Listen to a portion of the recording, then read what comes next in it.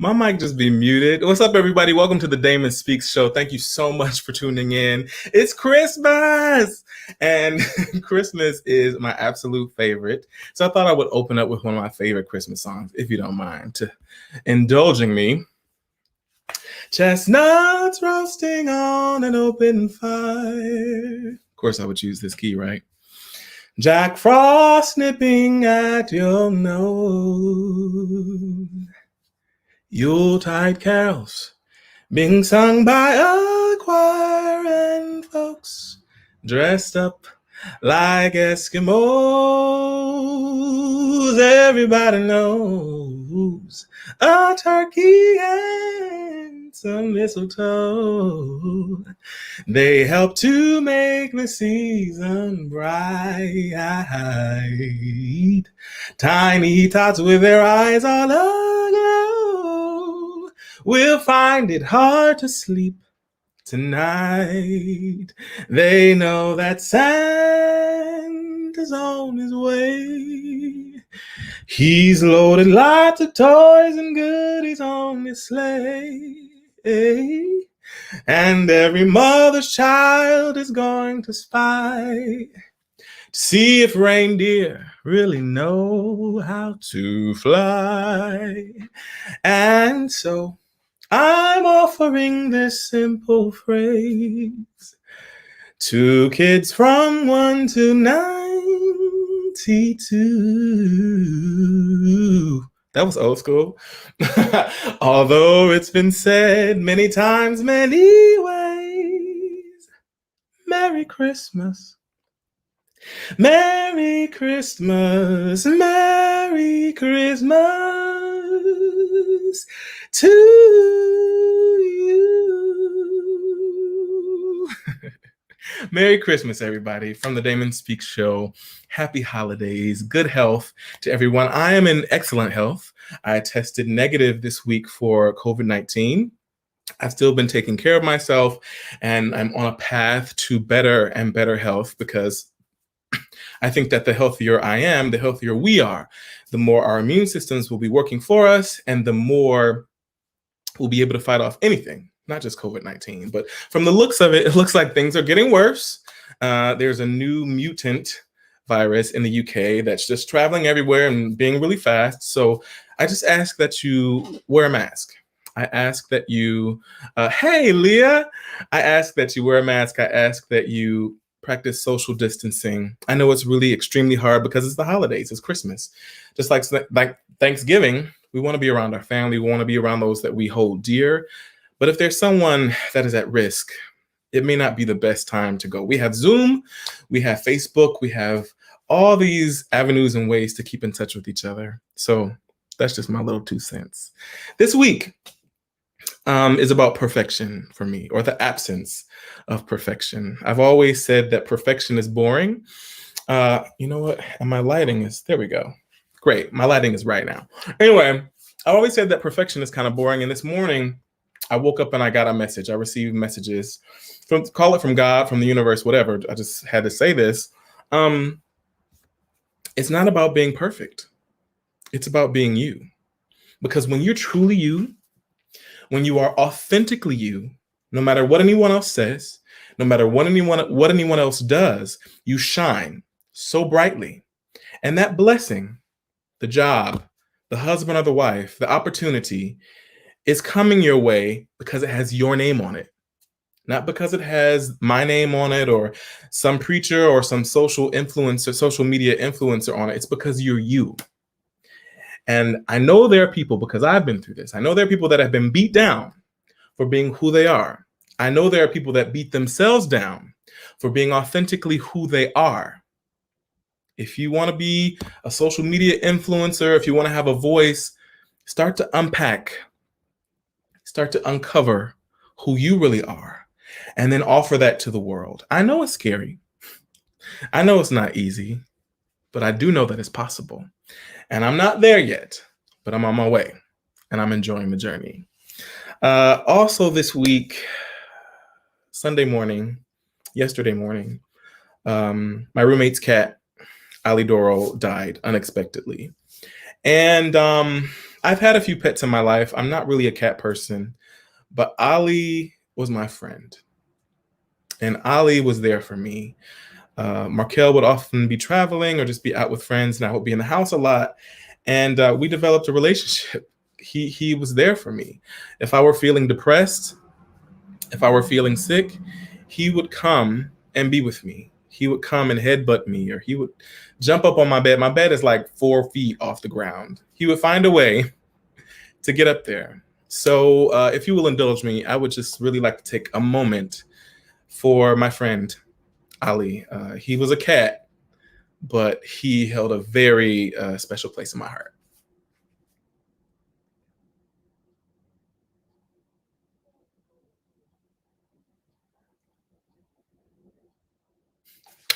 All right. Thank you for indulging me. It is bringing me so much pleasure to bring my big cousin, Antonio Motley, on the show. I think that you're going to be blessed by his story. It's a lot. It's a lot. But he has indulged me and he is coming on the Damon Speak show. So please welcome my cousin, Antonio Motley. What's up? Hey, cuz, how you doing? What are you eating? P.S. Some wine and potato chips. I mean, what else would you be eating? What else would be happening right now other than that? I'll probably be in the basement working out or reading or watching something on Netflix or Showtime or something. I'm ready for bed about 9:30, 10 o'clock. Tell the viewers a little bit about yourself. Who are you? Where did you grow up? What do you do? You know half of this stuff. I don't know. There may be some single ladies out there like, hey. Okay, all right. I'm Antonio Motley. I have a twin brother. I have a sister that's 1 year younger than me. I'm 51. 51 where? Huh? I said 51 where? You don't look like 51. Yeah, well, I'm 51 years old. Good health, exercise. Bred and born in Detroit. Woo woo. What up, yeah, Kiden Elementary, Winterhalter Central High School. I went to Jackson State University in Jackson, Mississippi. Got a degree from there in education. I'm a former educator, taught like 3 years. Didn't like it too much because of the pay and the students. Like that. And became an auto worker for about 15 years and then got laid off. And then I had to reinvent myself. Now I'm a X-ray tech. I went back to school at 39 and got a degree in radiologic technology. And currently I'm working at a session hospital off of Maross and 7 Mile. I got over like 9 years of experience. I worked at McLaren Macomb, Barbara Carmanos as contingents. I have taught at Washington College. I've been a adjunct professor at Wayne State, teaching radiology classes. And I just like this field, working and helping people, diagnosing people by taking imaging of their bones, seeing fractures and some pathology, being able to take an image of a chest and being able to see pneumonia, COVID, and cancer, and gunshot wounds, finding bullets, and etc. So take me to 2015. And you find out that you got cancer. It was one Friday. I woke up. I think I had the flu. I had chills and I was just cold. I had back pain. And then I just took off of work. At the time, I was working at 2 hospitals, Henry Ford and McLaren Macomb. And I just took off of work. And then that Saturday, I figured I had the flu, and I just put myself on the brat diet. That's bread, bananas, and rice, because I was throwing up and having diarrhea. That was Saturday, and I was taking Advil like every 4 hours. Then that Sunday, I felt better. At the time, me and my wife went to the park, walked around. Then I was like, I'm going to go to work Monday. Monday, I go to work. I was eating some hummus and Gatorade, and I just threw up. And then I said, that's it. I'm going to the ER. I'm at work. I just go downstairs. Hey, man, I just threw up. I don't know what's going on. They check me out. They draw my blood. And I'm thinking maybe I got the flu. They're going to send me home. They come back, Mr. Motley, you're in kidney failure. I'm like, huh? Your creatinine is a 22, and creatinine is your filtration rate. You should be in kidney failure. We don't know how you functioning right now. And I was like, huh? So they put me on IV. I called my wife, and I don't tell family yet and stuff like that. She gets there. They do some more tests, and they like, we don't know what's going on, but we need to put you on dialysis. I was like, huh? I didn't know what dialysis was. After a series of tests, I thought I had AIDS. I thought I had leukemia. I didn't know what was wrong with me. And they do a bone biopsy where they go into your. You know what that is, Damon? Sounds painful as free. Yeah, they go into your butt, chiseled into your pelvis, and they pull a chip of bone and pull out bone marrow, and they test it. And he's like, you have some form of blood cancer, but we don't know what it is. So at this time, I've been from Monday to this is like a week and a half later. I've been in the hospital like 8 days. And then they send me home. They like, we're going to give you the results. I'm scared. I'm nervous. I'm crying. Like I got cancer, but I know I got to be back tomorrow for dialysis. And if you know anything about dialysis, they connect you to a machine and cleans your blood because my kidneys are not functioning. They call me, tell me to come in the following day. Right after I do dialysis, I go upstairs to meet with hematology. And he's like, you have a form of blood cancer. We don't know yet. Either it's leukemia or multiple myeloma. I never heard of these. So I go home. I'm sad. I tell my wife, my son just went away to college. I call him, let him know I'm going to be all right. And that was the beginning of it. Maybe a day later, it was like, it's multiple myeloma. We're going to put you on chemotherapy immediately. Okay, so I've talked to several people that have had cancer, just people in my family, in my life. And some go with more natural homeopathic remedies instead of doing chemotherapy because they feel like it's going to poison them and they won't have a quality of life and they may feel like they're going to die anyway. So what went into your decision to just do the chemo, to follow that course of treatment? I was scared, Damon. I didn't know what was going on. I was shocked. At the time, I felt like Superman. I was lifting like 250. I was jogging 2 or 3 miles 3 times a week. I was working 2 jobs, working like 70 hours. Just scared and just wanted to get this out of my system. It wasn't even considered. I didn't have a choice like dialysis. I didn't have a choice. It was like, we need to put you on dialysis because your creatinine level's too high. You're going to die because your blood is so toxic.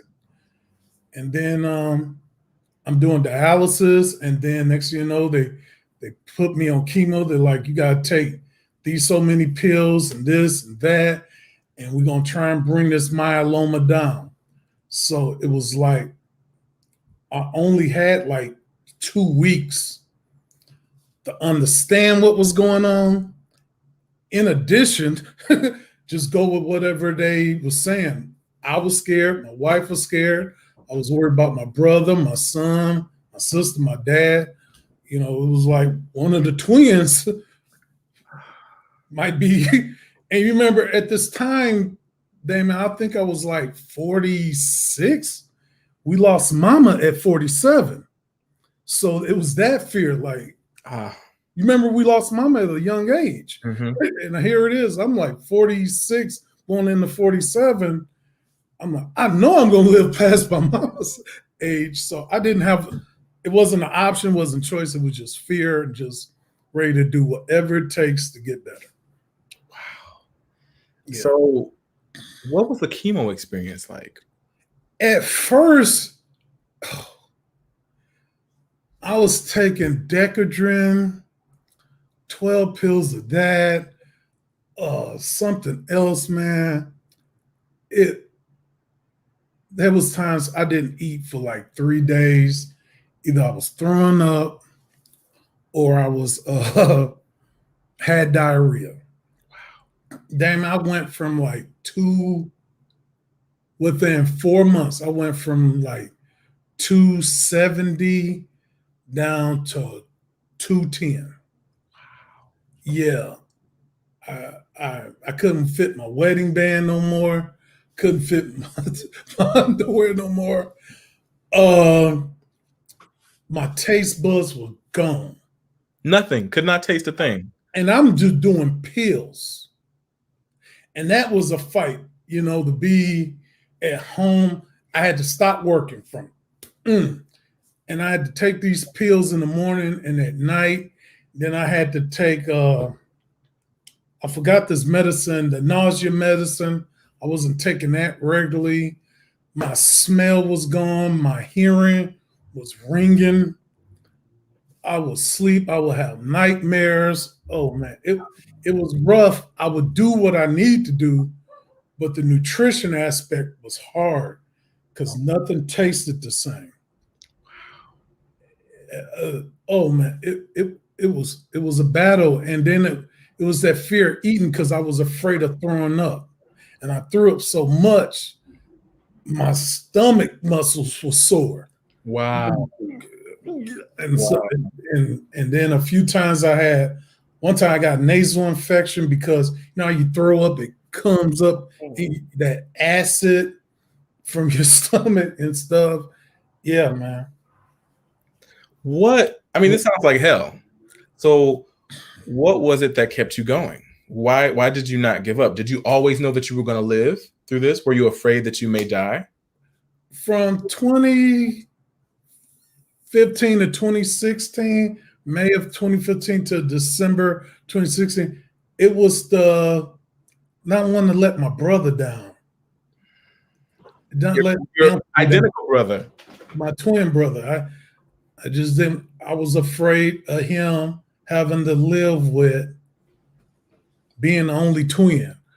And I was afraid of letting my son down, you know, not being able to see him live. Mm-hmm. It was a battle, man. And when you go through that, you think of others.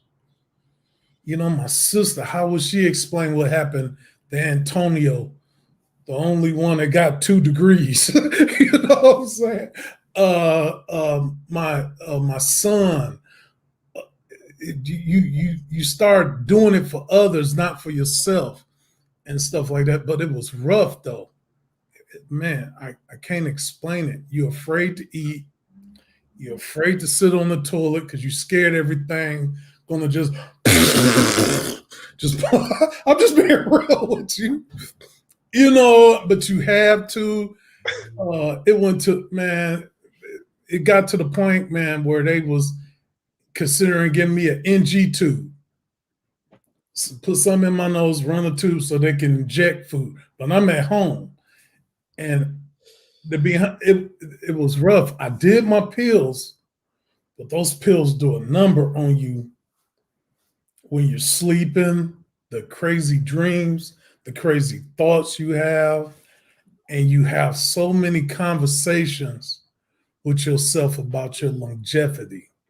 What made it worse was I would have to go to dialysis in the morning, sit in a chair, filter my blood. Hour after that, go upstairs and do chemo. That's a And then lot. come home. My wife at work. I'm just sitting there. By Just yourself. exhausted. Huh? By yourself. Yeah. Yeah. Yeah. You know, family worried. You try and be strong. I got it. I'm okay, and stuff like that. You eat, you throw up, then you eat again, and then sometimes you lie and say you did eat but you didn't, and stuff like that. And a friend of mine's, Walter Page, wife at the time, caught it. Man, I got a thing, convincing. My cousin's Fallon husband mother had it.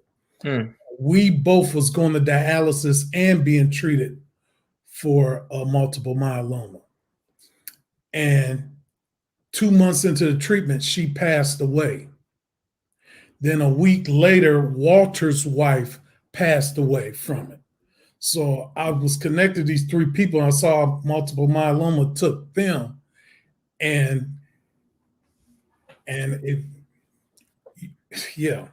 Bro, you were going through this journey and you watched two people die. Damon, that ain't it. You know how you go to dialysis? If you ever heard of dialysis, you go to this place, they filter your blood. It's like 10 or 12 of us in a room. We all getting our blood filtered. And there were people I would meet, talk to them, and they would die. I mean, in the course of from May 2015 to December, I've met people I'm talking to out that died, 12 people, for either multiple myeloma or dialysis. And I know this is kind of freaky, but in dialysis treatments, I saw when someone gave up. I saw this. I could just predict they out of here. You could see it. I could see their will, the desire. They went from like to it's like they were gone mentally and spiritually. Then a day or two later, they didn't make it, and it just like I saw death, and I'm real keen to it because I see it in the hospital a lot, doing traumas and visiting people, doing portable chest X-rays. I can see when that will or that spirit has left them. I know that's kind of scary to say, but I love talking about stuff like that. I love talking about stuff like that because I believe you see that light gone. Yeah, see that light gone. That it's just, I can't say will or desire, but you just see that light gone, and then 3 to 4 days later. But Kavinsky mother and Walter Page's wife, I didn't see it, but I saw it a lot in dialysis. I mean, that must have been scary. So my question for you is like, did you ever lie to your family members to protect them? Did you ever tell them that you were feeling better or doing better than you actually were? Or did you always keep it 100? I always kept it 100. I always kept it 100. And that made some relationships tough because, to be honest with you, there was times I would have to like have that conversation with my twin brother. Hey man, just in case. No man, we ain't gonna talk about that. Empty, but no man, fuck that. He just and then I was like, man, get out. I'm being real with you. Right. There were times with my wife, I was like, babe, we need to do this. I want this for Xavier. I want this for my brother. No, we ain't got, people wasn't, but when you're that close, when you smell it and you see it and you're around it, I just didn't want to leave her messed up. I didn't want to leave my brother messed up. You got to have that conversation, and I didn't want to have that conversation when I was incapacitated. Right. Right. Stuff like that. You could see what I'm saying. Leah said, did your sense of taste return? It took a minute. Golly, it took at least 6 or 7 months. It got to the point certain things I could taste, I will continue to eat those. The first thing that came back to me was like hamburger, just plain salt and pepper hamburger, no seasoned salt, no garlic. Then I was eating hamburger a lot. Then I guess Golden Grams came. Interesting. Yeah, certain taste buds will slowly come back. Yeah. And Damon, what's the weird thing about recovering from that, slowly getting your taste buds back, is your mind. You're saying you want this, you want this, you want some spaghetti. There was times I asked Marilyn, my wife at the time, hey, I want some spaghetti, I want some pepper steak. Can you make me some, I'm fiending for it. I can taste it. I'm getting teaspoons of soy sauce because my body was craving it and stuff like that. And she'll cook it. I'll start eating it and throw up. And that used to make me mad. It would hurt her feelings because she would cook this fabulous meal. I was doing stupid stuff as she cooking and I'm sampling it. And I didn't get it. When I start eating it, I throw it up.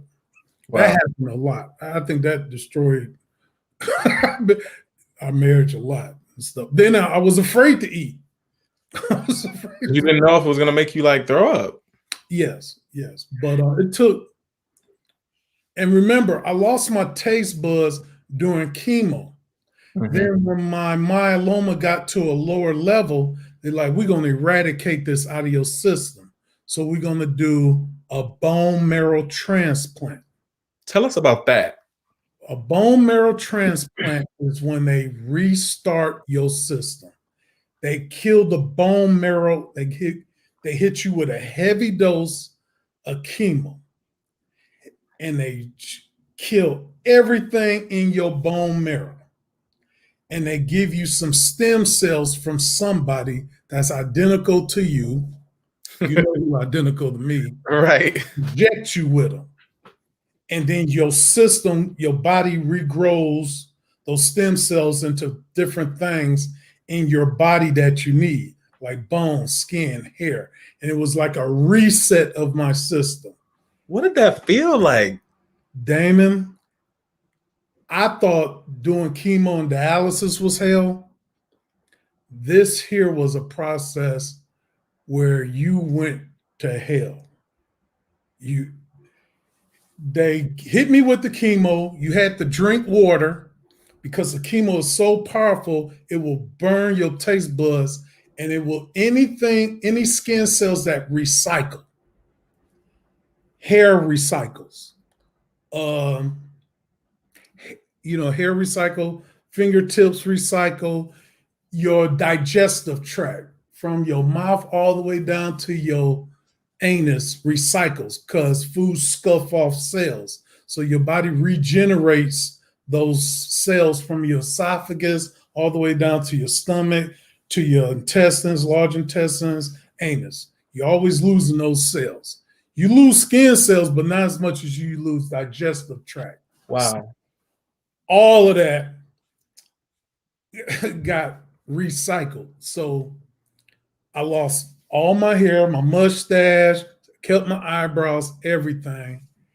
And for like 4 or 5 days after they hit you with the chemo, then they give you some stem cells. My brother's stem cells, he gave me like 2 million stem cells. And then I had to sit and wait and watch my body kill off everything that recycled and then slowly regenerates. So I was in the hospital for 2.5 weeks. They hit you with the chemo, you feeling good. The second day, you feeling weaker. The third day, you can't move. You just sleeping all day. And I'm just pooping on I don't know that I pooped on myself. They give me an NG tube to feed me, and they watching and monitoring to see when your red blood cells start to grow. You do not have You have blood cells, but nutrient blood cells, because you're waiting on them to regenerate. You're waiting on your white blood cells to regenerate. You're neutropenic. If someone cough on you and you catch it, you will catch that disease and die. You're in an air-contained room.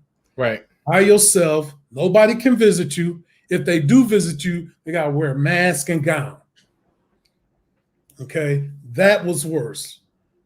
How can I say, I went to the bathroom to wash my face and my mustache just came off. Wash my head, hair just coming off like Nair. You know what I'm saying? That was hard. And then regenerating. You know, watching, you're in the hospital. Your family can come and visit you, but you don't want to see them because you're too tired. You're weak. What you thought you lost in taste buds, you really lost. Water don't even taste like water. Water tastes like lead. And everything had to be below room temperature because all of this, my tongue, everything. I used to eat crackers. I used to scrape off the salt because the salt was just too strong. Wow. Yes. Anyhow, that went a week. When they saw my cells was getting better and better, and my white blood cells, which is your defense mechanism, started growing, they allowed me to go home. But then at the time, the house had to be cleaned from top to bottom, like from ceiling to floor, wiped in vinegar. The vents had to be vacuumed out. You know, you get a company clean your vents. Carpet had to be shampooed. No dogs, no kids, no family, no nothing for 90 days. Yeah. Or I might get sick. And there was a few times, man, my dad would come over. I could smell the cigarettes. Oh, your senses. You could smell a dog pissing 2 blocks away. Wow. So when my dad visited and I smell cigarette, he got to go. I can't, no. My wife couldn't wear perfume. When she got dressed and she did her hair and put grease in it, I could smell it. And it would nauseate me. And then the simplest stuff would just wreck my system. But one time the grandkids came over. They in another room. I just said hi to them, and I was in the hospital that night. Caught a fever. Yep. Okay. Yes. Okay. That's serious. Elizabeth Williams said, "What an incredible story. So glad you survived to tell the story." Thank you. Thank you very much. For a second, I want to go back to how, your twin or your wife will respond and be like, "We're not talking about that. You're going to live and you're going to blah, blah, blah." Do you think that was an appropriate response? Let me just say this. I think that it's better. I'm learning that it's better to ask the person what's the best way to support them, because sometimes if you knock someone down when they're trying to be open with you, it's not the greatest thing. And I think that sometimes we can fall into toxic positivity. Like, you have to be able to look at the situation as it is. And maybe you were trying to pour your heart out, but they were blocking you and being like, "No, we're not talking about it because we got to be positive." What are your thoughts? Yes, you're absolutely correct. There was a few times when I was going through that, there was a few times, like I said, I would talk to my brother, tell him. Sometimes he was receptive, sometimes he wouldn't. And he'll get all attitude-ish and stuff like that. And there was some time I would have to tell him to leave. He wouldn't want to leave. And then there was some times he thought he was trying to help by motivating me. "Come on, man, you need to get up. Come on, man, don't be crying," and all this stuff like that. No, man, this is a process. Let me go through this. It did fracture our relationship a little bit, because then what it was me and him wasn't used to showing vulnerability towards each other. He'd never seen me at a weak moment, and I never seen him in a weak moment. As a identical twin. Exactly. So when he saw me weak or there'd be moments we'd be in the same room. I was going through after my stem cell transfer, we'd be in the room, and I'd just be sitting there. I have a thought, and then I start crying. It bothered him. He's like, man, why are you crying, man? Come on, man, get it together. And, hold on, man, I need to do this. For years, from the way we was raised, you was, as men, we was taught not to cry and stuff like that. But then, man, that was just something I couldn't control. There was tears rolling down on me because people I lost in dialysis that they didn't know. God convicted me for some things I did, and he's sitting me down that I had to accept and stuff like that. And then my wife at the time, she thought of me as the breadwinner, Superman, swept her off her feet. She wasn't used to. And there was some times we would get into it or have disagreements during that process, and I'd be crying and stuff like that. And it was just a vulnerable emotion she wasn't used to. She used to call my sister and brother, y'all need to come over and talk to him. Yeah, I think he's going to hurt himself. It wasn't that I was going to hurt myself. It was just, I was just crying like, this ain't right. I'm not used to this. I'm venting, and I can't believe this, good Lord, and stuff like that. And she'll get worried, be afraid to go to work because she think I'm going to hurt myself. It wasn't I was going to hurt myself. It was just a emotional vulnerability she wasn't used to. I mean, I'm talking about there was times God told me to cry like you howling like a wounded dog and stuff like that. Because there was, Damon, I know this is weird to you, but there was times I would get headaches, holding so much stuff in, I just start crying and the headache could go away. So yeah, they didn't know how to handle it. Mm-hmm. That effect, that's part of the reason my relationship with my wife broke down, was because going through that, I just didn't feel comfortable being vulnerable to her at that vulnerable moment. And then I just held a lot of stuff in and stuff. And then I didn't feel comfortable to be vulnerable with my brother, my twin brother. I could do it with Antoinette. I could do it with certain friends, certain dialysis techs that took care of me, and stuff like that. But the people I really wanted to show that vulnerability to, I need to vent to, I couldn't. That was my wife and my best friend, my twin brother. Mm. Yeah. I feel bad for people that can't cry. I'm a crybaby. I've always been super emotional. Mm-hmm. And I've experienced that, trying to hold those emotions in, and they're making me angry at everyone else except for the person or the situation that I should have been really angry at. But there's such a release. Like, I went through a breakup. It was 2017. I cried every day for 9 months, like that kind of cry. And I was able to release that. Imagine if I weren't able to get that out. That would be terrible. Exactly. Yeah, man. I didn't realize there was a book I bought from a guy here from Detroit called Cry Like a Man. Yeah, I got it, but I don't want to leave the thing. And I understood why I was crying. And come on, Damon, let's be real. Sometimes you can't stop it. There's no way. The most hurtingest moment was one time, man. I'm down to about 200 pounds. My wife left me.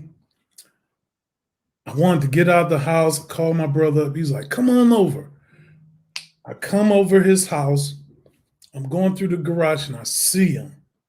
And I saw a reflection of me. This still hurts today. What I used to look like, big chest, shoulders. And I see him. And I was glad to be out of the house, fighting those demons I've been fighting with. And I see him, and he's looking bold and, motley too. And I see him, and I'm like, man, I used to look like, and I just started crying. And he was like, man, what's now? What is it now? man, don't do that, man. Man, you ain't gonna be over here crying. And man, you could go. And I'm standing in the, man, it's hurt. I'm standing in my brother's vestibule deciding, do I want to stay or do I want to leave? I don't want to go back home and be alone, deal with those demons. And I don't want to be here. My brother just lashing out at me because I'm just showing some emotions. And I just decide to stay. I just like, man, just let me cry, please. Just let me, man, you can control it. And I forgave him, but I haven't forgotten those words. It hurts me to this day.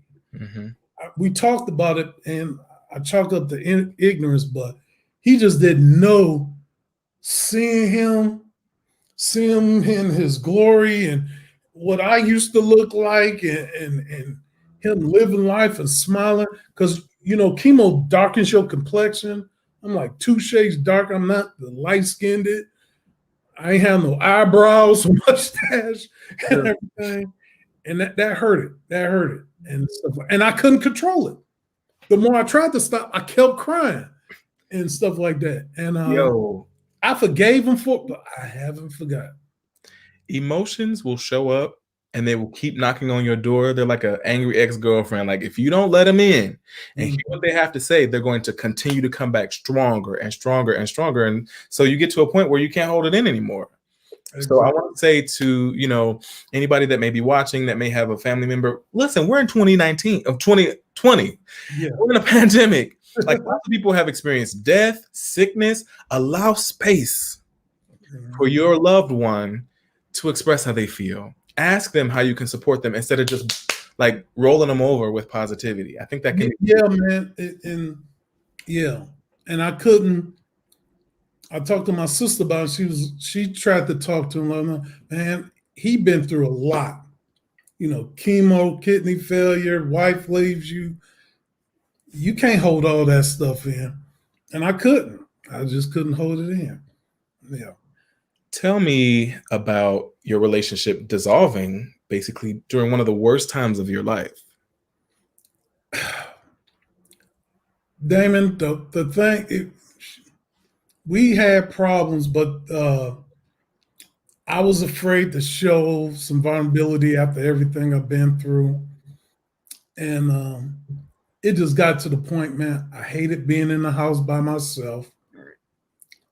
All I can tell you is I knew she wasn't happy.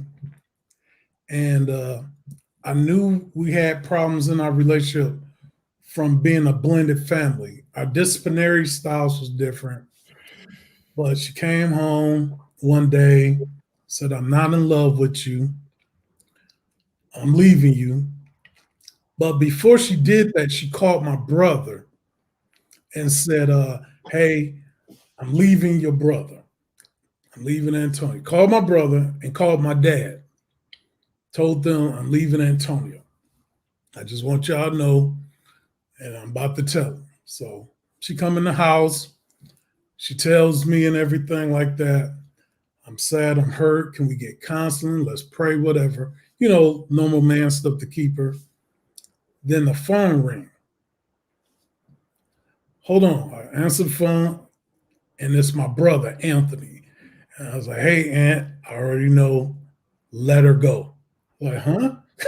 Let her go. She already told me she leaving you. Let her go. You gonna be all right. Mr. Positivity. All right, okay, let me call you back. I go into the living room where she was sitting and crying. You called my brother and told him you leaving me before you told me? Then the phone rang. We talking. I was like, but why you tell my brother? And stuff like that. Then my dad called. Answered, Daddy, what's going on? Fat man. That was my nickname. I'm on my way over there. As soon as Angela get home, I'll be over there and stuff like that. She already told me and stuff like that. Don't hit her. Don't put your hands on her. Just let her go. Like, you called my dad? Well, I was scared you was going to do something. The focus on her went to worrying about my father and my brother worrying about me. Then I just like, you know what? Take what you like. Get whatever you want. I'll be in the backyard. I go in the backyard and I'm combing my dog. She packing up, crying. Can we talk? No, we ain't got nothing to talk about. At the time, I wanted to talk to save the marriage. It went to like embarrassment and worrying about my brother and father worrying about me. The last thing I want them to do is worry about me and stuff like that. But it was the thought that I would do something to myself or harm her that she called them. I'm going to show you. So she packed up, like she'll be back to get some more stuff. I'm like, all right. As soon as she left, came back in the house, called my brother, Dad, I'm good. Let me go through this process. There it is. Wow. Yeah. And to be honest with you, that was my motivation. Like, I'm going to show you. I'm going to show you. You, cancer, dialysis, ain't going to beat me. I'm not going to fail. No. Tell the audience, we talked about this earlier, but tell the audience what happened the day like the switch went off. What did you do to get to the place where you were like, all right, I'm gonna be all right? It was a day I had a conversation with a couple of people, your dad, a good friend of mine, Keith Robinson, and I was trying to negotiate a way we could separate but keep the marriage. So they was like, in the Bible, so separation without preparation or counseling is really non-conducive because y'all could be doing whatever, letting the devil in, is what your dad said. So I called her up and was like, hey, let's get some counseling. I'm cool with being separated, living two separate households, etc. Let's get some counseling. Let's schedule to talk or meet once a week as we go through the separation to maintain our unity in marriage, but living separately. She was like, no, I need some time. I want some freedom. I went through a lot taking care of you. I just want a break and stuff like that. I was like, you sure? And then being a man, I was like, ain't nobody gonna put me on hold. And I'm upset and everything like that. And something, whether it's God or my own conscience, like, go in the bathroom. I go to the bathroom, tell you love yourself. I'm staring at myself in the mirror, mad. I love you. I love you. I say it like 20 times and the tears are flowing. I just kept saying I love you to myself, more meaningful. And the tears are just rolling. By the 20th one, Damon, I mean, I love you. And something in me like, you will not allow anybody to treat you like this or secondhand. And then the switch just like click. You know what? I'm done. I'm out. I'm moving on. And I think she left me in May. I filed for divorce like the middle of August. I just, just the switch clicked and I was done. And just the fact of allowing somebody that I love to disrespect me or treat me secondhand or need a break from me, and we got vows and we're married, et cetera, et cetera. She's still driving the car I'm paying for, and I'm paying for the insurance. Hey man, you don't take a break from that. So yeah, so that was it. I was done. Had you heard that before, or where do you think that came from? God, I don't know, but it needed to be done. And once I did that, Damon, I was on a mission, and I gotten so conceited and stuck up on myself from everything I experienced. It helped because at the time I was feeling inconfident from going through all of that. My complexion was darker. I was a lot smaller. I was me, but I didn't feel like me. And stuff like that. I felt like a shallow of me, a shell of me.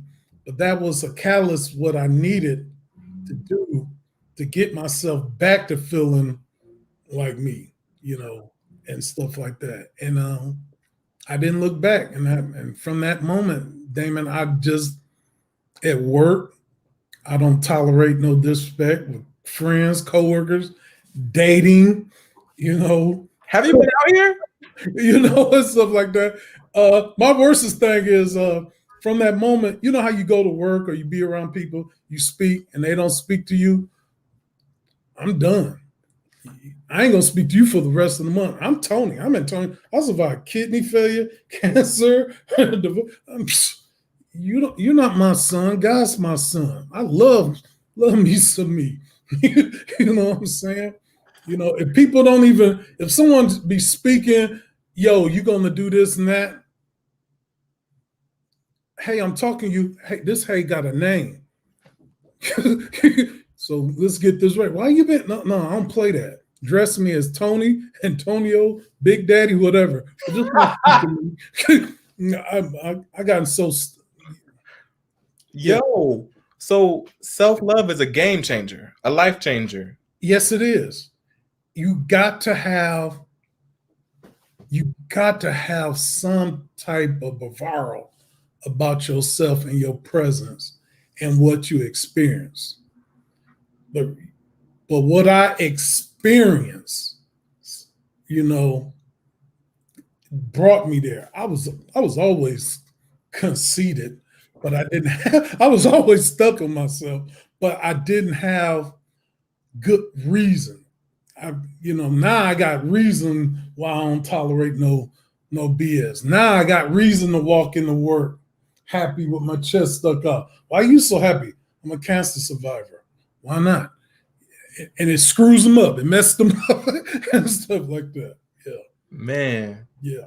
So was that the point when you started to make like turn a corner in your recovery process or your journey as far as I'm talking about one of them Dukes of Hazards. Turn a corner. I mean, yeah, I turned a hard corner. I started walking, jogging, working out. I was still on dialysis, going into dialysis, happy, inspired, taking on challenges, ballroom dancing, running 5Ks and stuff like that, just showing people, I'm a cancer survivor. With bad kidneys, you still have bad kidneys. Yeah, I still got bad kidneys. I'm still on dialysis. What's up, Rones? Cuz and I, you wouldn't even tell, you couldn't tell that I was a cancer survivor or I was on dialysis. You wouldn't even know. That's how, when I got my kidney transplant, people was like, you had kidney failure? Yeah. I was on dialysis the whole time. Yeah. Man, the mind is so powerful. And when we make a decision, like I think that it definitely came from God, it came from above. But when we take like agency of ourselves, it's like, oh no, I know for myself. It's not because my brother told me or because my cousin or sister told me. I know that I'm gonna make it. And nobody's gonna take that away from me. Then it changed. And you know what, man? I didn't know so many people. I joined a couple of groups, Facebook, multiple myeloma, leukemia groups, and we used to exchange information. And then I didn't know these people started following me. I'll post myself running up a hill, or I post, I walked around Belle Isle within 2 hours, 5.26 miles around Belle Isle in 2 hours. I'm thumping, okay? Or etc. It was inspiring people. And it was inspiring my coworkers that they was connecting me to people. And then my chemo doctor, nurses would see me and they couldn't believe, like 2 months ago, you just had a stem cell transplant and stuff like that. And I just became a walking testimony.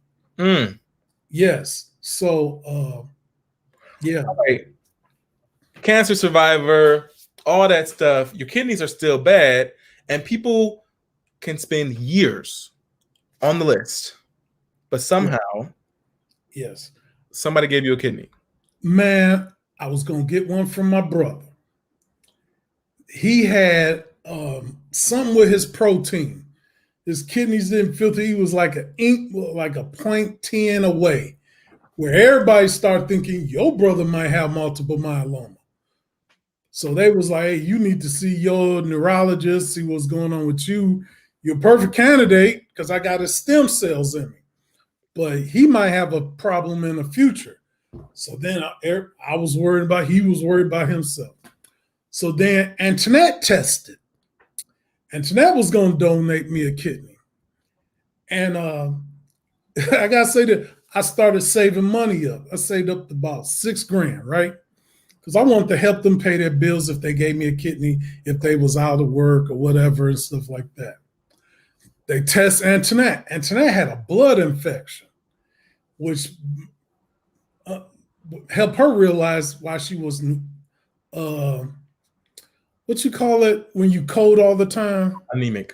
Anemic, and why she had problems with her skin. She had a blood infection. So she had to get treatment. So then I'm like, man, I'm like a week away from doing the trip with family members. If y'all match, y'all can go in next week. I could have asked my dad, but he drank so much and I ain't want that kidney. I'm just saying. Okay. I could have asked other family members. I just didn't. The next person I could have asked my son, but I didn't want to deprive his life. So this is 2018, January 2018, couldn't be Anthony. Then May, it couldn't be Antoinette. And then I just get fed up. I was like, you know what? If I get one, I get one. If I don't, I don't. I'm going to live life.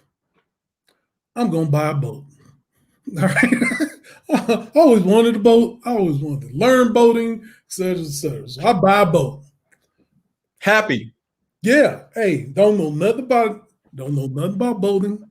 Don't know where I'm going, but I bought one, learned, dock it. Now I'm a boater. Okay. A nice, large 27-foot rinker boat, sleep six, and everything like that. I'm boating. And that really that inspired people. Because to be on dialysis and be on the river at Shane Park concerts, enjoying life, you know what I'm saying? To be a cancer survivor, showing pictures, me on my boat, enjoying life or whatever. Hey, so boom. And yeah. Yeah. I just said, hey, if I get one, I get one. I'm still going to live. It's amazing to me that, again, this is like that whole mind thing. Like once you let go and it doesn't have to happen any certain type of way, and you say, you know what, actually, I think I'm gonna be okay. I will be okay if it doesn't happen. Time after time after time, I've heard these stories where it happens for people. Yeah. Because they let go. Mm-hmm. Exactly. So what happened? How did you find this person? All right. I'm in Myers with a buddy of mine named Chad. He just graduated from PA school in Toledo. And he needed a place to stay. I'm living by myself. You can have the basement. He's engaged to his girlfriend. He has a son. Her mother, she stayed with her mother, and he stayed with me in the basement. We go to Myers on Grand River. They put a Myers on Grand River? Yeah, in the hood. But anyway, we're in the aisle. They call. Transplantee call. Hey, Mr. Motley. I was like, hey, what's going on? Now, your sister wasn't a candidate. Yeah, I know. So what can I do for y'all? We have some good news. We have some bad news. All I got was bad news. All right. So, my brother couldn't be my transplant. My sister couldn't give me. All right, give me the good news because I'm used to bad news. Give me good news. We have a donor. Huh? We have a donor. This donor is a live donor. HIV negative, hepatitis C negative, hepatitis B negative, perfect kidney. You can get a kidney with HIV. You can get a kidney with hepatitis B, C, or D. They give you some medication. Would you rather be on dialysis for life or have a kidney with HIV and just do the treatment? Because you can live being HIV positive a long life. Magic Johnson. But this kidney they was giving me was clean, fresh, clear. I was like, wow. Now I'm crying. I'm in Myers in the aisle. I'm crying. Chad Warner is like, Xavier, okay? Your brother, okay? Because he know my family and stuff like that. I got a kidney. I got a kidney. It is Thursday, okay? So what's the bad news? We're going to do this in 4 days, huh? Yes, 4 days. You'll be having surgery Tuesday, September 18th at 8:30 in the morning. It's Thursday. So now I got to go to work, tell Henry Ford I need to be off for the next 90 days because I'm getting a kidney. They knew my situation. I had to call Carmanos. I was working their contingent. Hey, I got to be off. I got to stop. I'm about to get a kidney in 4 days. I had to tell Wayne State, I was teaching at the time, I ain't going to be able to finish the semester. You know my attitude, like, I'm about to get a kidney. Okay, so anybody trip. So I go in, tell my boss everything. Friday, I have to call my brother, get my team together, fill out my paperwork to go on disability, be out, and everything. I had 200 hours of vacation time, whatever. Get my house in order, get my bags packed. That's Saturday, that's Sunday. Tell Chat, and this how God is so marvelous. Chad is a doctor, physician assistant. He's staying with me in the basement. So now I'm about to go in and get a kidney, and someone has to stay with me. Who's better to stay with you? Your brother or sister, or your friend that just graduated from University of Toledo that's a doctor? Okay. Yeah. So Tuesday, everybody show up. My brother, sister, father, friends, co-workers. Man, I had like 30 people in the waiting room. I don't know who this person is. All right. Go in, have surgery. Tuesday, I'm out of there. I sent you the video of me walking 10 hours later, have the surgery. Surgery was like 10 to 12 hours long. They say they put the kidney in, it got twisted, had to take it out, reposition it, all good. I'm urinating. That means I'm functioning and everything like that. Yeah. I had surgery on Tuesday. I was home Friday. Wow. Yeah. Wow. Then I was only out from September 17th to November 17th. I was back to work November 17th. Yeah. I just feel like it all lined up perfectly. Like it couldn't have happened any more perfect. Like you're meant to be here. You're meant to share your story. Yes. Yeah. And yeah. And yeah, man, it was. And the weird thing is, Damon, when I was going through it, it seemed like I was in this situation for like years, like 6, 7 years. But then I look back, it was only between 15 and 8. It was all of this happened within 2.5 years. May of 2015 till September 2018. That ain't even a full 3 years. Right. All of that. This is quite a story. If you could boil it down to, let's say, the top 3 things that you learned throughout this whole experience, just to, encourage somebody else that may be going through, what would they be? Resiliency,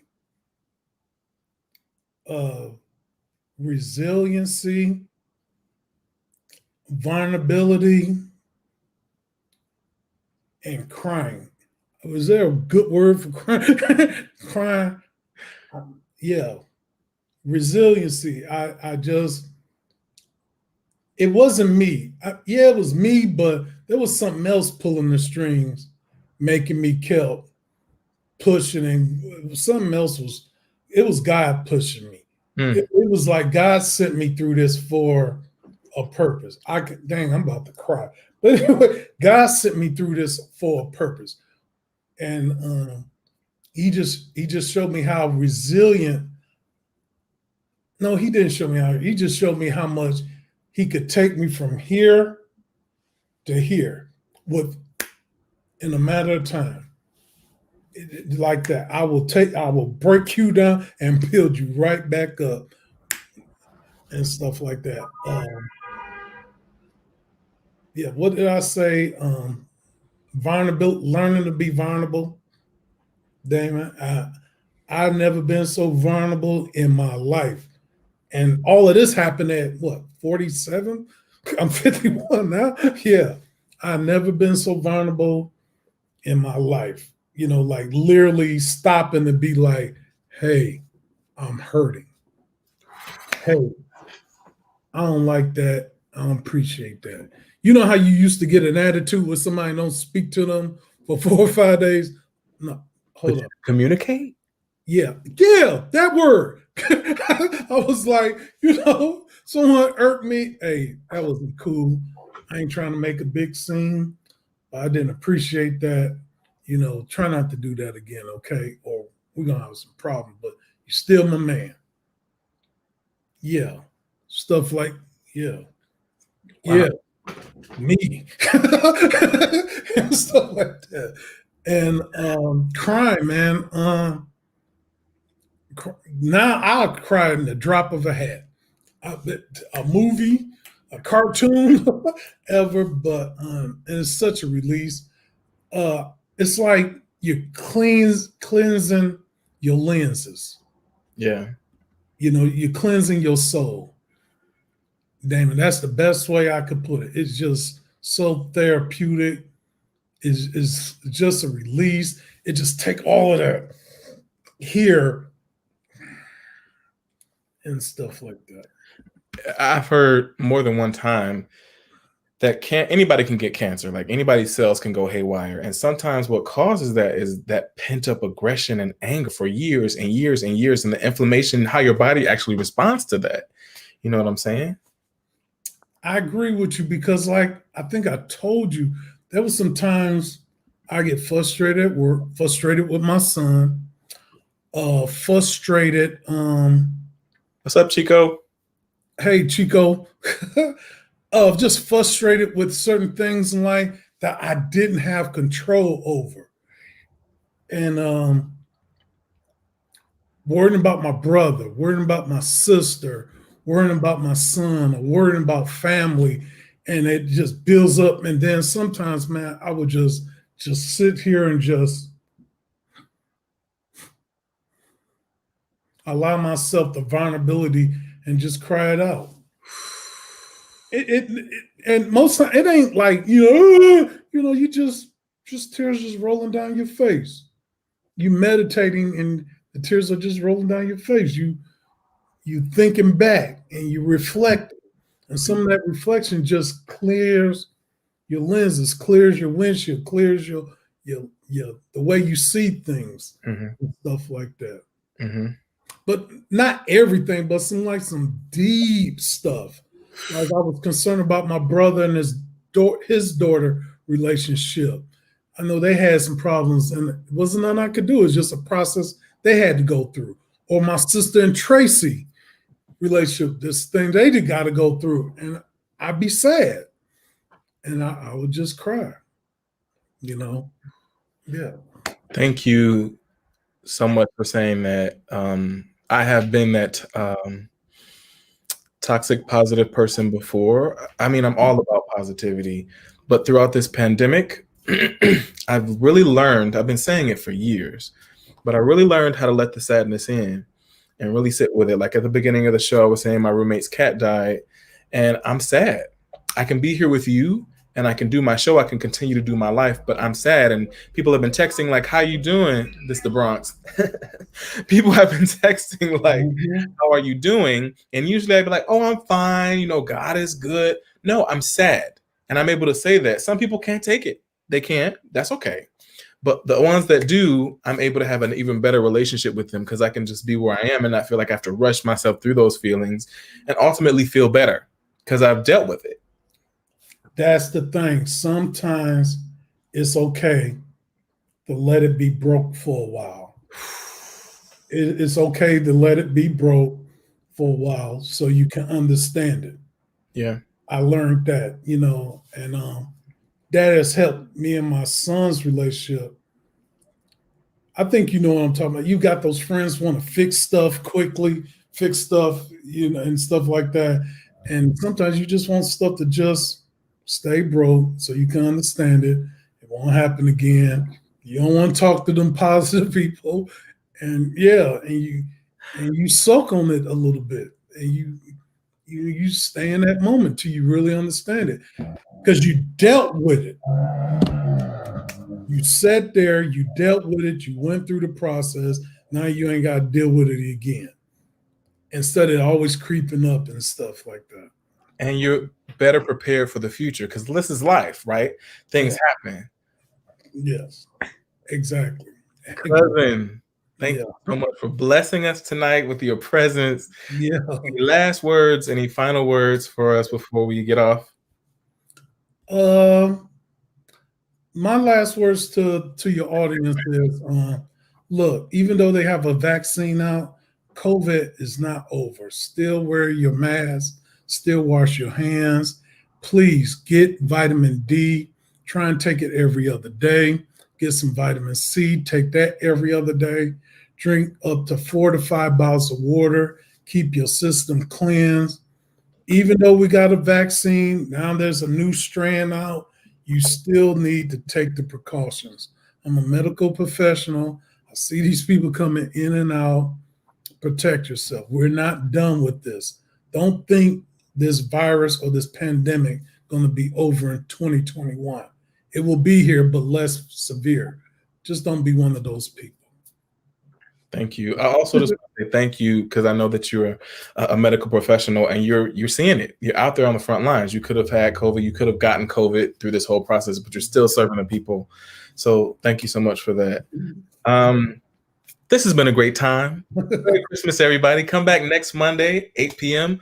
Eastern Standard Time on YouTube and Facebook. You can find me on Instagram, Bernard Damon Holcomb. On TikTok, Bernard Damon Holcomb. Twitter, BD Holcomb. Facebook, Bernard Damon Holcomb. YouTube, Bernard Damon Holcomb. Find me. Like this video. Share it. I'm so happy for your support. Thank you so much. I love you. You know what I always say. Keep your head up.